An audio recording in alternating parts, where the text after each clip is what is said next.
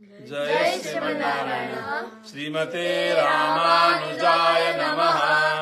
लक्ष्मीनाथ समारंभां नाथयामुनमध्यमाम् अस्मदाचार्य पर्यन्तां वन्दे गुरुपरम्पराम्। ओम श्रीमद् परमात्मने नमः। अथ चतुर्थोऽध्यायः ज्ञानयोगः। श्रीभगवानुवाच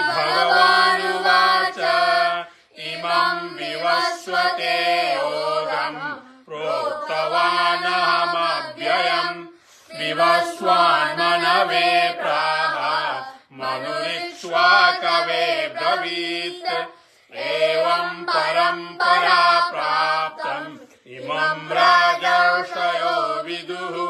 सकाले नेह महता योगो नष्टः परन्तप।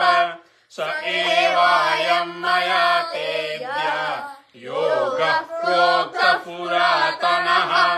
भक्तोऽसि मे सखा चेति रहस्यं ह्येतदुत्तमम्। अर्जुन उवाच अपरं भवतो जन्म परं जन्म विवस्वतः कथमेतद्विजानीयाम् त्वमादौ प्रोक्तवानिति। श्रीभगवानुवाच बहूनि मे व्यतीतानि जन्मानि तव चार्जुन तान्यहं वेद सर्वाणि न त्वं वेत्थ परन्तप। अजोऽपि सन्नव्ययात्मा भूतानामीश्वरोऽपि सन् प्रकृतिं स्वामध्यष्ठाय सम्भवाम्यात्ममायया। यदा यदा हि धर्मस्य ग्लानिर्भवति भारत अभ्युत्थानमधर्मस्य तदात्मानं सृजाम्यहम्। परित्राणाय साधूनां विनाशाय च दुष्कृताम् धर्म संस्थापनार्थाय सम्भवामि युगे युगे। जन्म कर्म च मे दिव्यम् एवं यो वेत्ति तत्त्वतः। त्यक्त्वा देहं पुनर्जन्म नैति मामेति सोऽर्जुन। वीतरागभयक्रोधाः मन्मया मामुपाश्रिताः बहवो ज्ञानतपसा पूता मद्भावमागताः। ये यथा मां प्रपद्यन्ते तां तथैव भजाम्यहम्। मम वर्त्मानुवर्तन्ते मनुष्याः पार्थ सर्वशः। काङ्क्षन्तः कर्मणां सिद्धिं यजन्त इह देवताः। क्षिप्रं हि मानुषे लोके सिद्धिर्भवति कर्मजा। चातुर्वर्ण्यं मया सृष्टं गुणकर्म विभागशः। तस्य कर्तारमपि मां विद्य कर्तारमव्ययम्। न मां कर्माणि लिम्पन्ति न मे कर्मफले स्पृहा। इति मां योऽभिजानाति कर्मभिर्न स बध्यते। एवं ज्ञात्वा कृतं कर्म पूर्वैरपि मुमुक्षुभिः कुरु कर्मैव तस्मात् त्वं पूर्वैः पूर्वतरं कृतं। किं कर्म किमकर्मेति कवयोऽप्यत्र मोहिताः। तत्ते कर्म प्रवक्ष्यामि यज्ञात्वा मोक्षसे शुभात्। कर्मणो ह्यपि बोधव्यं च विकर्मणः। अकर्मणस्य बोधव्यं गहना कर्मणो गतिः। कर्मण्यकर्म यः पश्येत् अकर्मणि च कर्म यः स बुद्धिमान् मनुष्येषु स युक्तः कृष्णकर्मकृत। यस्य सर्वे समारम्भाः कामसङ्कल्पवर्जिताः ज्ञानाग्निदग्धकर्माणं तमाहुः पण्डितं बुधाः। त्यक्त्वा कर्मफलासङ्गम् नित्यतृप्तो निराश्रयः। कर्मण्यभिप्रवृत्तोऽपि नैव किञ्चित् करोति सः। निराशीर्यत चित्तात्मा त्यक्त सर्वपरिग्रहः शारीरं केवलं कर्म कुर्वन्नाप्नोति क्योदशम् यदृच्छालसन्तुष्टः द्वन्द्वातीतो विमत्सरः समः सिद्धावसिद्धौ च कृत्वापि न निबध्यते गतसङ्गस्य मुक्तस्य ज्ञानावस्थितचेतसः यज्ञायाचरतः कर्म समग्रं प्रविलीयते ब्रह्मार्पणम् ब्रह्महविः ब्रह्माग्नौ ब्रह्मणाहुतम् ब्रह्मैव तेन गन्तव्यम् ब्रह्मकर्म समाधिना दैवमेवापरे यज्ञम् योगिनः पर्युपासते ब्रह्माज्ञावपरे यज्ञम् यज्ञिनैवोपजुह्वति श्रोत्रादीनीन्द्रियाण्यन्ये सम्यमाग्निषु जुह्वति शब्दादीन्विषयानन्ये इन्द्रियाग्निषु जुह्वति सर्वाणीन्द्रियकर्माणि प्राणकर्माणि चापरे आत्मसंयमयोगाग्नौ जुह्वति ज्ञानदीपिते द्रव्ययज्ञा तपोयज्ञाः योगयज्ञा तथा परे स्वाध्यायज्ञानयज्ञाश्च यतयः संसितव्रताः अपानिजुह्वति प्राणम् प्राणे पानम् तथा परे प्राणापानगतिरुद्ध्वा प्राणायामपरायणाः अपरे नियताहाराः प्राणान् प्राणेषु जुह्वति सर्वेऽप्येते यज्ञविदः यज्ञक्षपितकल्मषाः यज्ञशिष्टामृतभुजः यान्ति ब्रह्म सनातनम् नायम् लोकोऽस्य यज्ञस्य कुतोऽन्यः पुरुषोत्तम एवम् बहुविधा यज्ञाः वितता ब्रह्मणो मुखे कर्मजान् विद्धितान् सर्वान् एवम् ज्ञात्वा विमोक्ष्यसे श्रेयान् द्रव्यमयाद् यज्ञात् ज्ञानयज्ञः परन्तप सर्वम् कर्माखिलम् पार्थ ज्ञाने परिसमाप्यते तद्विद्धि प्रणिपातेन परिप्रश्नेन सेवया उपदेक्ष्यन्ति ते ज्ञानम् ज्ञानिनस्तत्त्वदर्शिनः यज्ञात्वा न पुनर्मोहम् एवम् यास्यसि पाण्डव येन भूतान्यशेषेण द्रक्ष्यस्यात्मन्यथो मयि अपि चेदसि पापेभ्यः सर्वेभ्यः पापकृत्तमः त्वम् ज्ञानप्लवेनैव विजिनम् सन्तर्यष्यसि यथैधांसि समिद्धोऽग्निः भस्मसात् कुरुते अर्जुन ज्ञानाग्नि सर्वकर्माणि भस्मसात् कुरुते तथा न हि ज्ञानेन सदृशम् पवित्रमिह विद्यते तत्स्वयम् योगसंसिद्धः कालेनात्मनि विन्दति श्रद्धावान् लभते ज्ञानम् तत्परम् संयतेन्द्रियः ज्ञानम् लब्ध्वा पराम् शान्तिम् अचिरेणाधिगच्छति अज्ञश्चाश्रद्दधानश्च संशयात्मा विनश्यति नायम् लोकोऽस्ति न परः न सुखम् संशयात्मनः योगसन्न्यस्तकर्माणम् ज्ञानसञ्छिन्न संशयम् आत्मवन्तम् न कर्माणि निबध्नन्ति धनञ्जय तस्मादज्ञानसम्भूतम् हृत्स्थम् ज्ञानासिनात्मनः चित्वैनम् संशयम् योगम् आतिष्ठोत्तिष्ठ भारत ॐ तत्सदिति श्रीमद्भगवद्गीतासु उपनिषत्सु ब्रह्मविद्यायाम् योगशास्त्रे श्रीकृष्णार्जुनसंवादे ज्ञानयोगो नाम चतुर्थोऽध्यायः। ॐ श्रीपरमात्मने नमः। अथ पञ्चमोऽध्यायः कर्मसन्न्यासयोगः। अर्जुन उवाच सन्न्यासम् कर्मणाम् कृष्ण पुनर्योगम् च संशसि यच्छ्रेय एतयोरेकम् तन्मे ब्रूहि सुनिश्चितम्।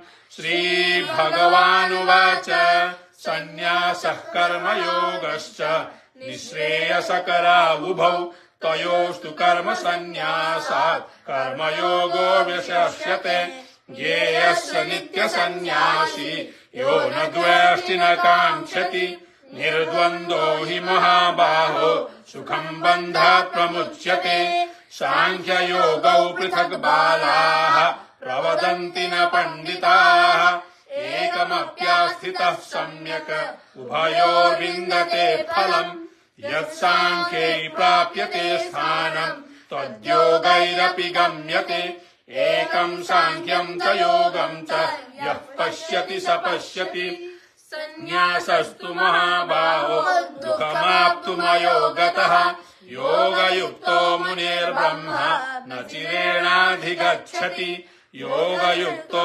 विशुद्धात्मा विदितात्मा जितेन्द्रियः सर्वभूतात्मभूतात्मा कुर्वन्नपि न लिप्यते नैव किञ्चित् करोमीति युक्तो मन्येत तत्त्ववित् पश्यन् शृण्वन् स्पृशन् जिघ्रन् अश्नन् गच्छन् स्वपन् श्वसन् प्रलपन् विसृजन् गृह्णन् उन्मेषन् निमेषन्नपि इन्द्रियाणीन्द्रियार्थेषु वर्तन्त इति धारयन् ब्रह्मण्याधाय कर्माणि सङ्गम् त्यक्त्वा करोति यः लिप्यते न स पापेन पद्मपत्रमिवाम्भसा कायेन मनसा बुद्ध्या केवलैरिन्द्रियैरपि योगिनः कर्म कुर्वन्ति सङ्गम् त्यक्त्वात्मशुद्धये युक्तः कर्मफलम् त्याक्त्वा शान्तिमाप्नोति नैष्ठिकीम् अयुक्तः कामकारेण फले सक्तो निबध्यते सर्वकर्माणि मनसा संयस्यास्ते सुखं वशी न द्वारे पुरे देहि नैव कुर्वन्न कारयन् न कर्तृत्वं न कर्माणि लोकस्य सृजति प्रभुः न कर्मफलसंयोगं स्वभावस्तु प्रवर्तते नादत्ते कस्यचित् पापं तथैव सुकृतं विभुः अज्ञानेनावृतं ज्ञानं तेन मुह्यन्ति जन्तवः ज्ञानेन तु तदज्ञानं येषां नाशितमात्मनः तेषामादित्यवज्ञानं प्रकाशयति तत्परम् तद्बुद्धयस्तदात्मानः तन्निष्ठास्तत्परायणाः गच्छन्त पुनरावृत्तिम् ज्ञाननिर्धूतकल्मषाः विद्या विनय सम्पन्ने ब्राह्मणे गविहस्तिनि शुनि चैव स्वपाके च पण्डिताः समदर्शिनः इहैव तैर्जितः सर्गः येषां साम्ये स्थितं मनः निर्दोषं हि समं ब्रह्म तस्माद् ब्रह्मणि ते स्थिताः न प्रहृष्येत् प्रियं प्राप्य नोद्विजेत् प्राप्य चाप्रियम् स्थिरबुद्धिरसम्मूढः ब्रह्मविद् ब्रह्मणि स्थितः बाह्यस्पर्शेष्वशक्तात्मा विन्दत्यात्मनि यत् सुखम् स ब्रह्मयोगयुक्तात्मा सुखमक्षयमश्नुते ये हि संस्पर्शजा भोगाः दुःखयोनय एव ते आद्यन्तवन्तः कौन्तेय न ते असुरमते बुधः शक्नोति हैव यः सोढुम् प्राक्शरीरविमोक्षणात् कामक्रोधोद्भवम् वेगम् स युक्तः स सुखी नरः योऽन्तः सुखोऽन्तरारामः तथान्तर्ज्योतिरेव यः स योगी ब्रह्मनिर्वाणम् ब्रह्मभूतोऽधिगच्छति लभन्ते ब्रह्मनिर्वाणम् ऋषयः क्षीणकल्मषाः छिन्नद्वैधायतात्मानः सर्वभूतहिते रताः कामक्रोधवियुक्तानाम् यतीनाम् यतचेतसाम् अभितो ब्रह्मनिर्वाणम् वर्तते विदितात्मनाम् स्पर्शान् कृत्वा बहिर्बाह्यान् चक्षुश्चैवान्तरे भ्रुवोः प्राणापानौ समौ कृत्वा नासाभ्यन्तरचारिणौ यतेन्द्रियमनो बुद्धिः मुनिर्मोक्षपरायणः विगतेच्छाभयक्रोधः यः सदा मुक्त एव सः भोक्तारम् यज्ञतपसाम् सर्वलोकमहेश्वरम् इदम् सर्वभूतानाम् ज्ञात्वा माम् शान्तिमृच्छति ॐ तत्सदिति श्रीमद्भगवद्गीतासु उपनिषत्सु ब्रह्मविद्यायाम् योगशास्त्रे श्रीकृष्णार्जुनसंवादे संन्यासयोगो नाम पंचमोऽध्यायः। ओम श्री परमात्मने नमः। अथ षष्ठोऽध्यायः। आत्मसंयमयोगः। श्रीभगवानुवाच अनाश्रितः कर्मफलम् कार्यं कर्म करोति यः स सन्न्यासी च योगी च न निरग्निर्न चाक्रियः। यस्य सन्न्यासमिति प्राहुः योगं तं विद्धि पाण्डव। सन्न्यस्तसङ्कल्पः योगी भवति कश्चन। आरुरुक्षोर्मुनेर्योगं कर्म कारणमुच्यते। योगारूढस्य तस्यैव समः कारणमुच्यते। यदा हिनेन्द्रियार्थेषु न कर्मष्वनुषज्यते सर्वसङ्कल्पसन्न्यासी योगारूढस्तदोच्यते। उद्धरेदात्मनात्मानं नात्मानमवसादयेत्। आत्मैव ह्यात्मनो बन्धुः आत्मैव रिपुरात्मनः। बन्धुरात्मात्मनस्तस्य येनात्मैवात्मना जितः। अनात्मनस्तु शत्रुत्वे वर्तेतात्मैव शत्रुवत्। जितात्मनः प्रशान्तस्य परमात्मा समाहितः। शीतोष्णसुखदुःखेषु तथा मानापमानयोः। ज्ञानविज्ञानतृप्तात्मा कूटस्थो विजितेन्द्रियः। युक्त इत्युच्यते योगी समलोष्टाश्मकाञ्चनः। सुहृन्मित्रार्युदासीन मध्यस्थद्वेषबन्धुषु। साधुष्वपि च पापेषु समबुद्धिर्विशस्यते। योगी युञ्जीत सततम् आत्मानं रहसि स्थितः। एकाकीयत चित्तात्मा निराशीरपरिग्रहः। शुचौ देशे प्रतिष्ठाप्य स्थिरमासनमात्मनः। नात्युच्छ्रितं नातिनीचं शैलाजिनकुशोत्तरम्। तत्रैकाग्रं मनः कृत्वा यतचित्तेन्द्रियाक्रियः। उपविश्यासने युञ्ज्यात् योगमात्मविशुद्धये। समं कायशिरो ग्रीवं धारयन्नचलं स्थिरः। सम्प्रेक्ष्य नासिकाग्रं स्वं दिशश्चानवलोकयन्। प्रशान्तात्मा विगतवीः ब्रह्मचारी व्रते स्थितः।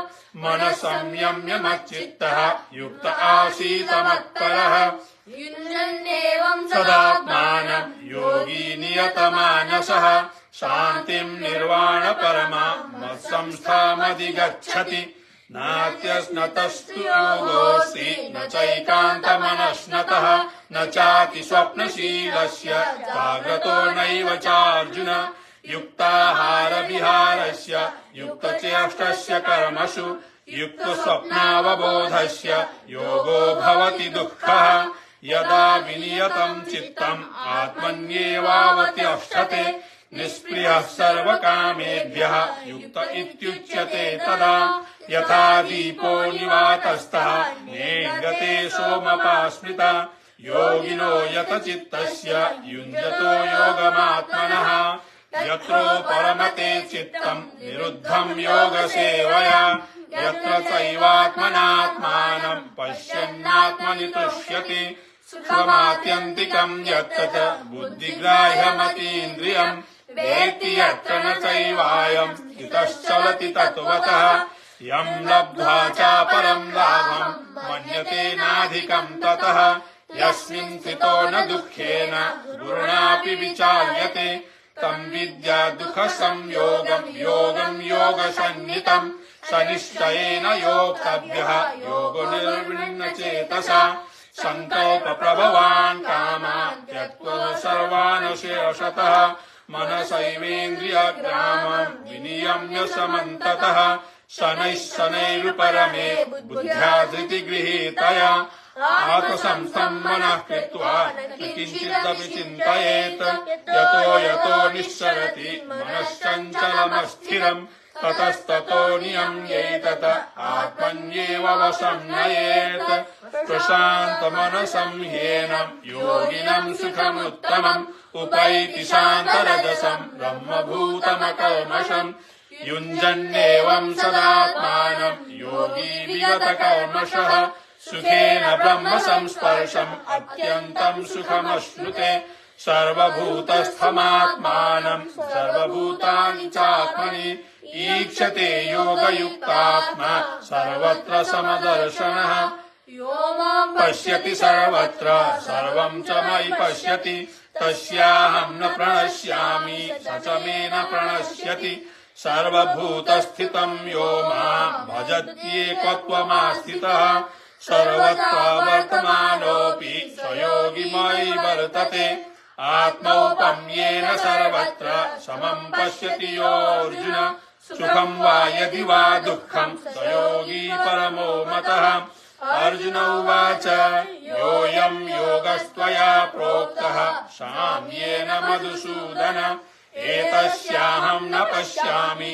चञ्चलत्वास्थितिम् स्थिराम् चञ्चलम् हि मनः कृष्ण प्रमाथि बलवदृढम् तस्याहम् निग्रहम् मन्ये वायोरिव सुदुष्करम् श्रीभगवानुवाच असंशयम् महाबाहो मनो दुर्निग्रहम् चलम् अभ्यासेन तु कौन्तेय वैराग्येण च गृह्यते असंयतात्मना योगः दुष्प्राप इति मे मतिः वश्यात्मना तु यतता शक्यो वाप्तुमुपायतः अर्जुन उवाच अयति श्रद्धयोपेतः योगाच्चलितमानसः अप्राप्य योगसंसिद्धिम् काम् गतिम् कृष्ण गच्छति कच्चिन्नो भयविभ्रष्टः छिन्नाभमिव नश्यति अप्रतिष्ठो महाबाहो विमूढो ब्रह्मणः पथि एतन्मे संशयम् कृष्ण छेत्तुमर्हस्य शेषतः त्वदन्यः संशयस्यास्य छेत्ता न युपपद्यते श्रीभगवानुवाच पार्थ नैवेह नामुत्र विनाशस्तस्य विद्यते न हि कल्याणकृत् कश्चित् दुर्गतिम् तात गच्छति प्राप्य पुण्यकृताम् लोकान् वृषत्वा शाश्वती समाः शुचीनाम् श्रीमताम् गेहे योगभ्रष्टोऽभिजायते अथवा योगिनामेव कुले भवति धीमताम् एतद्धि दुर्लभतरम् लोके जन्म यदीदृशम् तत्र तम् बुद्धिसंयोगम् भवते पौनदेहिकम् यतते च ततो भूयः संसिद्धौ कुरु नन्दन पूर्वाभ्यासेन तेनैव ह्रियते ह्यवशोऽपि सः जिज्ञासुरपि योगस्य शब्दब्रह्माति वर्तते प्रयत्नाद्यतमानस्तु योगी संशुद्धकल्मषः अनेकजन्म संसिद्धः ततो याति पराम् गतिम् तपस्विभ्योऽधिको योगी ज्ञानिभ्योऽपि मतोऽधिकः कर्मिभ्यश्चाधिको योगी तस्माद्योगी भवार्जुन योगिनामपि सर्वेषाम् मद्गतेनान्तरात्मना श्रद्धावान् भजते यो माम् स मे युक्ततमो मतः ॐ तत्सदिति श्रीमद्भगवद्गीतासु उपनिषत्सु ब्रह्मविद्यायाम् योगशास्त्रे श्रीकृष्णार्जुनसंवादे आत्मसंयमयोगो नाम षष्ठोऽध्यायः। जय श्रीमन्नारायण।